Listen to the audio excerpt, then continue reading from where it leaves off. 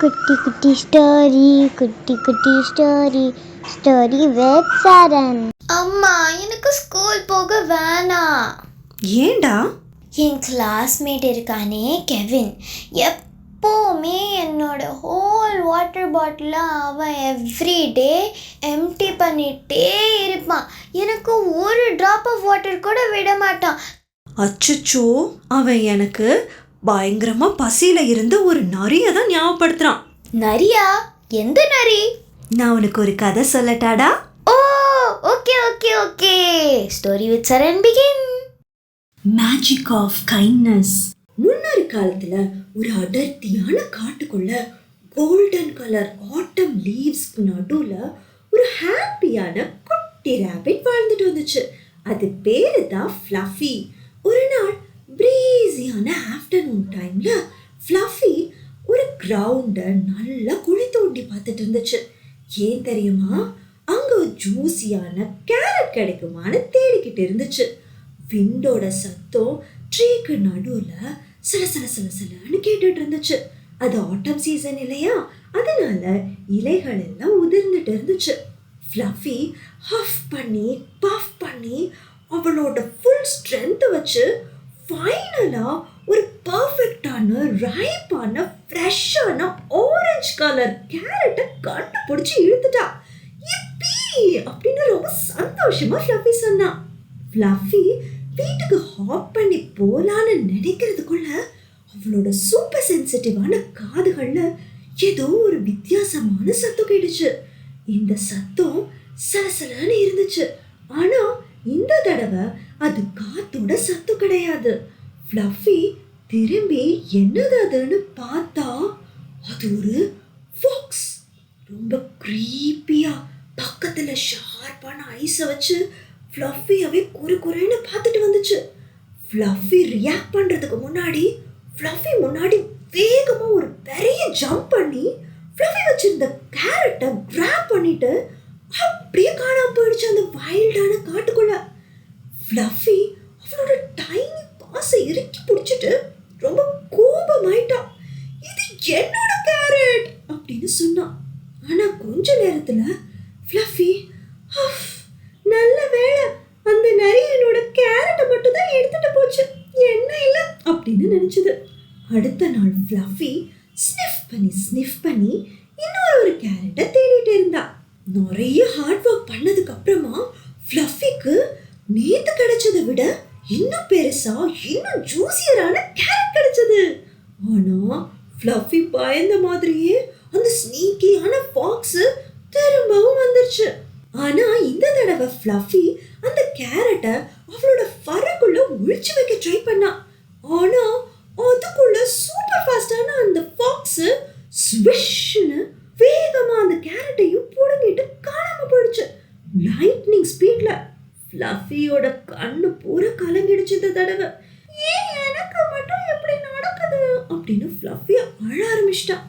அடுத்த நாள் காலையில நான் கிவ் அப் பண்றதா இல்ல அப்படின்னு சொல்லிட்டு காஞ்சு போன இலைகளுக்கு கீழே உடைஞ்சு போன குச்சிகளுக்கு பக்கத்துல அப்புறம் ப்ராடான ட்ரீ ட்ரங்குக்கு பின்னாடின்னு ஒரு இடம் விடாம 1 மணி நேரமா ஸ்னிஃப் பண்ணி ஃபைனலா ஒரு கேரட்டை கண்டுபிடிச்சிருச்சு. ஆனா அதை எக்ஸ்பெக்ட் பண்ண மாதிரியே அந்த குயிக்கான ஸ்னீக்கியான ஃபாக்ஸ் திரும்பவும் அது முன்னாடி வந்துருச்சு. ஆனா இந்த தடவை ஃபாக்ஸ் அந்த கேரட்டை பிடிக்கிறதுக்கு முன்னாடி ஃப்ளஃபி அந்த ஃபாக்ஸோட பாஸை பிடிச்சிட்டா. ஃபாக்ஸ் ஷாக் ஆகி ஃப்ரீஸ் ஆயிடுச்சு. அதுக்கப்புறம் என்னாச்சு தெரியுமா? ஃப்ளஃபி ஸ்மைல் பண்ணா. ஜென்டலா அவ கையில வச்சிருந்த கேரட் எடுத்து ஃபாக்ஸோட கையில கொடுத்துட்டா. நீ ஏன் இந்த கேரட்டை வச்சுக்கோ, என் வீட்டுல இன்னொன்னு இருக்கு அப்படின்னு ஃப்ளஃபி சிரிச்சுக்கிட்டே சொன்னா. ஃபாக்ஸுக்கு அங்க என்ன நடக்குதுன்னு ஒண்ணுமே புரியல. இது வரைக்கும் ஃபாக்ஸ் கிட்ட யாருமே இப்படி ஃபுட்டை ஷேர் பண்ணதே கிடையாது. கன்ஃபியூஸ் ஆன அந்த ஃபாக்ஸ் ஒரு வார்த்தை கூட சொல்லாம அங்க இருந்து வேகமா ஓடி போய் காணாம போயிடுச்சு. அடுத்த நாள் காலையில ஃப்ளஃபி வழக்கம் போல ஸ்னிஃப் பண்ணிக்கிட்டு இருந்தா. அப்ப ஃபாக்ஸ் சடனா ஃப்ளஃபி முன்னாடி ஜம்ப் பண்ணி ஃப்ளஃபியோட முகத்துக்கு நேரா அதோட பாச நீட்டுச்சு. ஐயோ, என் முகத்துல குத்த போறானா அப்படின்னு ஃப்ளஃபி பயந்து ஆனா ஸ்லோவா ஃபாக்ஸ் அதோட பாஸை ஓபன் பண்ணி காட்டுச்சு. உள்ள என்ன இருந்துச்சு தெரியுமா? 2 குட்டி பேபி கேரட்ஸும் நிறைய ப்ளூபெர்ரிஸும் இருந்துச்சு. ஃபாக்ஸ் அதை எல்லாமே அதுவா கலெக்ட் பண்ணி ஃப்ளஃபிக்கு ஷேர் பண்றதுக்காக கொண்டு வந்திருக்கு. ஃப்ளஃபியோட கண்ணு நல்லா பெருசாயிடுச்சு. அதோட கண்ணை அதாலே நம்ப முடியல. அதுக்கப்புறமா ஒரு ஸ்மைலோட ஃப்ளஃபி ஒரு பேபி கேரட்டையும் கொஞ்சம் பெர்ரிஸையும் எடுத்துக்கிட்டா. அன்னையில இருந்து ராபிட்டும் ஃபாக்ஸும் ஒன்னா சேர்ந்து அவங்களோட ஃபுட்டை தேட ஆரம்பிச்சாங்க. ஒன்னா சேர்ந்து விளையாட ஆரம்பிச்சாங்க. அதோட ரொம்ப திக்கான பெஸ்ட் ஃப்ரெண்ட்ஸாகவும் ஆயிட்டாங்க. 2 பேருக்கும் ஒரு இம்பார்ட்டண்ட்டான லெசன் புரிஞ்சுது. எப்படி டே நைட்டை ரீப்ளேஸ் பண்ணுதோ அதே மாதிரி கைண்ட்னஸ் எல்லா திங்ஸையும் right ஆக்கிடும். If someone takes, just give some more. Soon they'll share like never before. A little love, a little cheer can make a friend from someone near. Ooh, ooh, ooh. The sun shines bright, the sky turns blue. A kind smile act comes back to you. A smile, a laugh, a helping hand can spread some joy across the land. So let's be kind, let's share the day. Love will always find its way. Like sunshine bright and stars at night. Love can change the dark to light. Love can change the dark to light. Love can change the dark to light. Fun fact time. உங்களுக்கு தெரியுமா, முயல்கள் அதோட காதுகளை different டைரக்ஷன்ஸ்ல listen பண்றதுக்காக rotate பண்ண முடியுமா? சின்ன antennas மாதிரி அதை யூஸ் பண்ணுமா. ஒவ்வொரு காதையும் 270 டிகிரிஸ் வரைக்கும் அதால திருப்பி எல்லா டைரக்ஷன்ல இருந்தும் சவுண்டை அதால கேட்ச் பண்ண முடியுமா. நம்ம கதையில கூட ஃப்ளஃபிக்கு அந்த ஸ்னீக்கியான ஃபாக்ஸ் வர்றதுக்கு முன்னாடியே இதை வச்சுதான் கண்டுபிடிக்க முடிஞ்சது. Parent tips.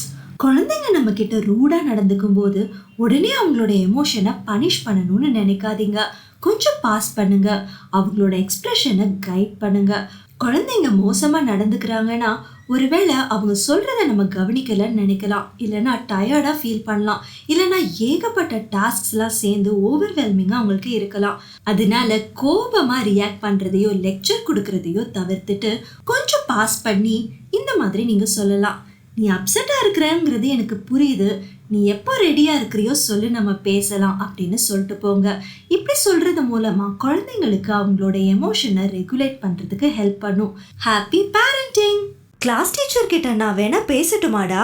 இல்லம்மா, எனக்கு அதுக்கு சொல்யூஷன் இருக்கு. என்ன சொல்யூஷன்டா? நான் நாளைக்கிலேருந்து 2 வாட்டர் பாட்டில் கொண்டு போக போறேன். ஒன்று அவனுக்கு, ஒன்று எனக்கு.